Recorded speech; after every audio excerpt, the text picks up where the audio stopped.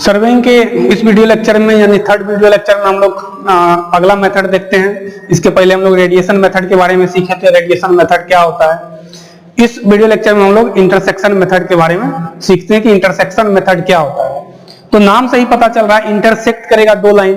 जब दो line intersect करेगा तो एक स्टेशन मिलेगा, यानी हम लोग टेबल को एक स्टेशन से दूसरे स्टेशन पे हम लोग क्या करते हैं, शिफ्ट करते हैं। तो सबसे पहले इसके बारे में थोड़ा सा देखते हैं क्या होता है, इंट्रोडक्शन देखते हैं, उसके बाद हम लोग इसका प्रोसीड्योर देखेंगे। तो इंटरसेक्शन मेथड में क्या देखते हैं, in this method two station are selected such that all other station are intervisible from that station. मतलब दो स्टेशन को हम लोग इस तरह से सेलेक्ट करते हैं जहां से उस दोनों स्टेशन से बचे हुए सारा स्टेशन हम लोग को दिख जाए। मतलब मान लीजिए एक स्टेशन यहाँ फिगर में जो दिखाया गया है, एक स्टेशन यहाँ सेट कर रहे हैं, दूसरा स्टेशन मेरा यहाँ पे है, इसको ए बोले दूसरे को बी, तो यहाँ से जितना भी अदर स्टेशन है, अदर कहने का मतलब सी डी ई है, ए से भी दिखना चाहिए और यहाँ बी से भी क्या होना चाहिए, सारा स्टेशन हम लोग को दिखना चाहिए। तभी इस मेथड को हम लोग लगा सकते हैं। मतलब इसमें हम लोग दो स्टेशन जो होता है मेरा रेफरेंस स्टेशन होता है, जबकि रेडिएशन मेथड में एक ही स्टेशन से सारे का लोकेशन लिए थे, उसमें एक ही स्टेशन क्या होता है मेरा रेफरेंस स्टेशन होता है, जबकि इसमें मेरा जो है दो स्टेशन क्या है वो रेफरेंस स्टेशन है। यानी दो स्टेशन को हम लोग रेफरेंस मान के चलते हैं जहां से अदर जो भी स्टेशन है वो सारा हम लोग को दिखना चाहिए, तभी हम लोग इंटरसेक्शन मेथड का एप्लीकेशन कर सकते हैं। तो हम लोग इसमें क्या करते हैं, तो अगला पॉइंट में हम लोग जैसे देखते हैं a line joining two station. अब देखिए सबसे पहले डिफिनेशन पढ़ने आने के पहले या जानने के पहले या पहले इसको डिफाइन ही कर देते हैं। A line joining two station is called base line. These line are measure by very accurately. ठीक है, मेजर्ड बाय वेरी एक्यूरेटली। अब हम जो स्टेशन ए और स्टेशन बी जो माने हैं, जहां से एज्यूम किए जहां से सारा स्टेशन हम लोग को दिख रहा है, इंटरविजिबल है, इस दोनों स्टेशन के जोड़ने वाले लाइन को हम लोग बेस लाइन बोलते हैं। और जो मतलब जो ग्राउंड पे लाइन जोड़ रहे हैं हम लोग, स्टेशन ए से स्टेशन बी को एक जोड़ने वाला लाइन होगा ग्राउंड पे, उसको हम लोग बेस लाइन बोलते हैं। और हम लोग पढ़े थे थर्ड सेमेस्टर में कि सर्वेइंग का सबसे इंपॉर्टेंट लाइन क्या होता है, वो बेस लाइन होता है। इसको किससे हम लोग मेजर करते हैं, अगर कोई क्वेश्चन पूछते हैं कि हम लोग बेस लाइन किससे मेजर करते हैं, तो बेस लाइन हम लोग किससे मेजर करते हैं, तो इन्वार टेप से मेजर करते हैं। इन्वार टेप के बारे में पढ़े थे कि निकेल और स्टील का बनता है। स्टील 64% होता है और निकेल 36% होता है। ये क्वेश्चन भी पूछा जाता है एसएससी जेईई में, इसलिए आपको याद भी रखना है।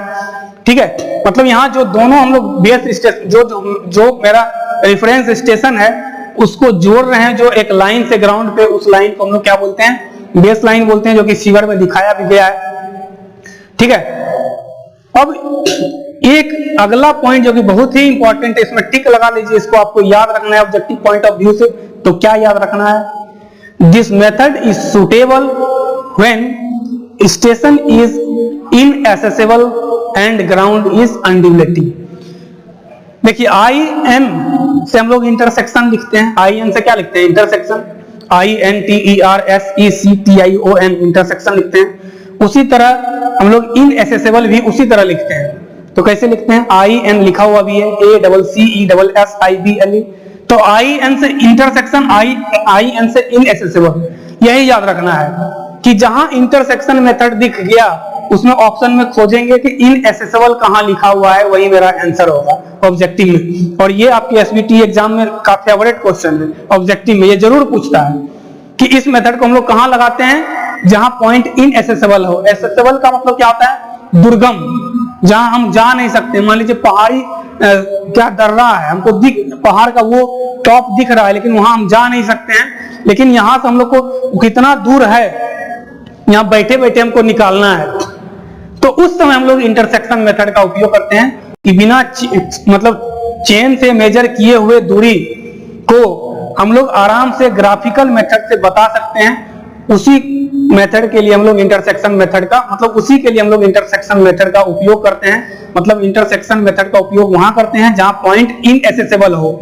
इनएक्सेसिबल मतलब दुर्गम हो, जहां हम लोग आसानी से नहीं जा पाएंगे, उस जगह पे हम लोग क्या करते हैं, इस मेथड का उपयोग करते हैं। यानी तीसरा नंबर जो पॉइंट है, this method is suitable when station is inaccessible and ground is undulating. आपको ये याद रखना है किस लिए? तो ऑब्जेक्टिव पॉइंट ऑफ व्यू से, जो कि आपके एसएससी जेईई एग्जाम में पूछे जाएंगे और आपके एसबीटी एग्जाम में भी ऑब्जेक्टिव में आता है। इसी तरह आप धीरे धीरे कलेक्ट कीजिए, 20 को ऑब्जेक्टिव जमा होगा आपके पास, 30 से 35 ऑब्जेक्टिव जमा होगा, जिसमें आपका 18 से 19 ऑब्जेक्टिव एग्जाम में बनेगा। 1-2 ऑब्जेक्टिव तो आपकी एफिशिएंसी पर डिपेंड करता है, ठीक है। अब इसका हम लोग देखते हैं प्रोसीड्यूर, प्रोसेस, क्या प्रोसेस है, क्लियर।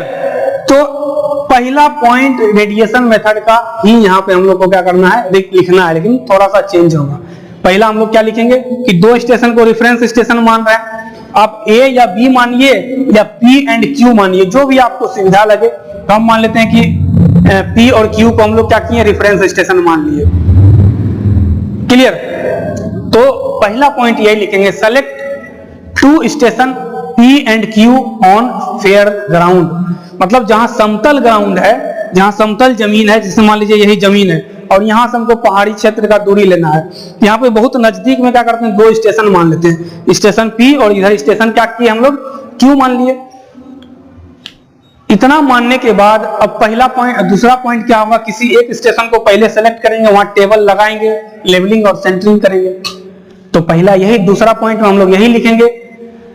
और दूसरा पॉइंट में लेवलिंग और सेंटरिंग करने के पहले हम लोग क्या करते हैं, बेस लाइन खींचते हैं। देखिए फिर से देखते हैं, पहला क्या किए, 2 स्टेशन सेलेक्ट किए P एंड Q।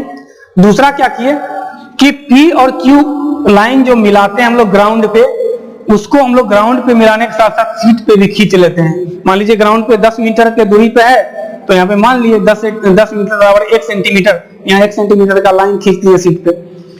तो दूसरा यही करते हैं, plot the base line PQ on the ground. Ground पे PQ लाइन, बेस लाइन को क्या किए हम लोग, प्लॉट करनी है।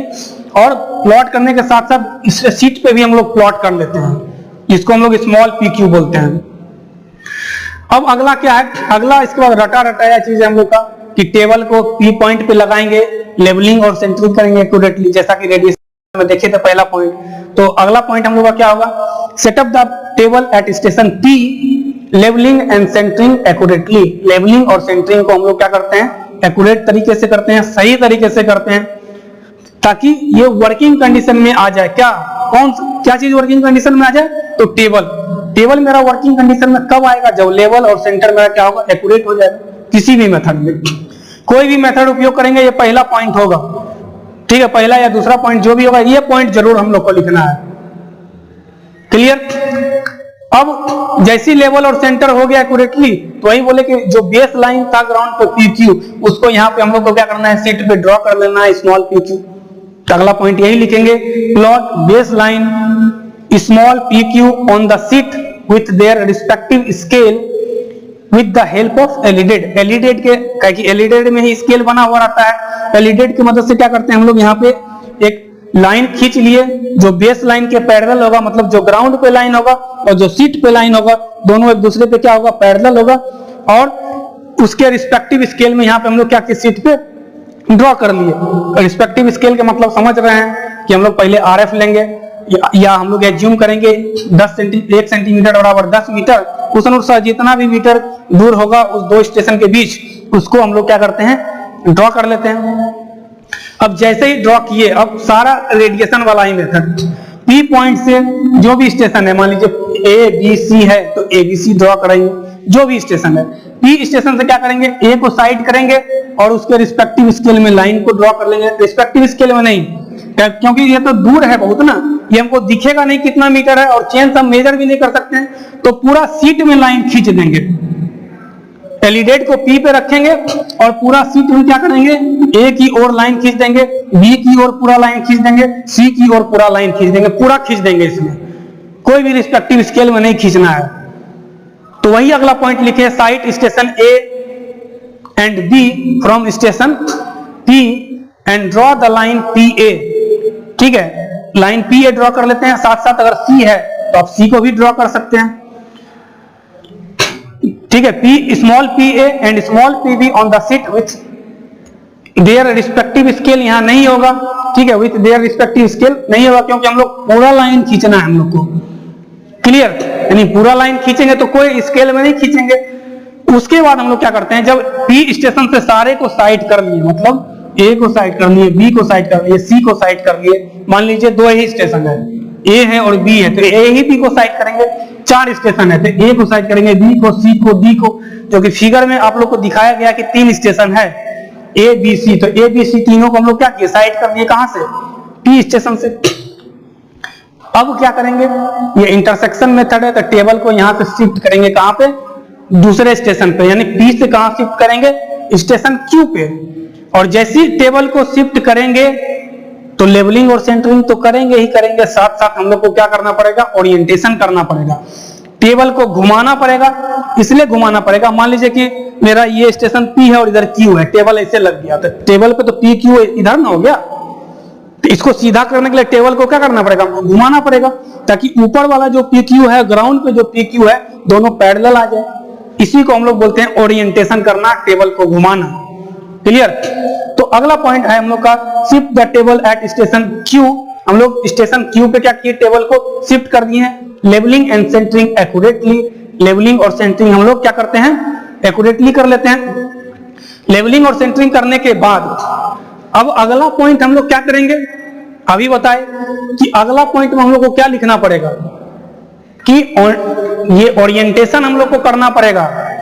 क्यों, क्योंकि अगर ये P है और इधर Q है, मान लीजिए टेबल इस तरह से लग गया, तो ये दोनों तो पैरेलल नहीं हुआ ना, ये ग्राउंड पर लाइन और ये सीट पे लाइन, तो इसको हमको क्या करना पड़ेगा, टेबल को इस तरह से घुमाना पड़ेगा, और ताकि PQ जो सीट पे है और जो ग्राउंड पे है वो एक लाइन में आ जाए, मतलब पैरेलल हो जाए।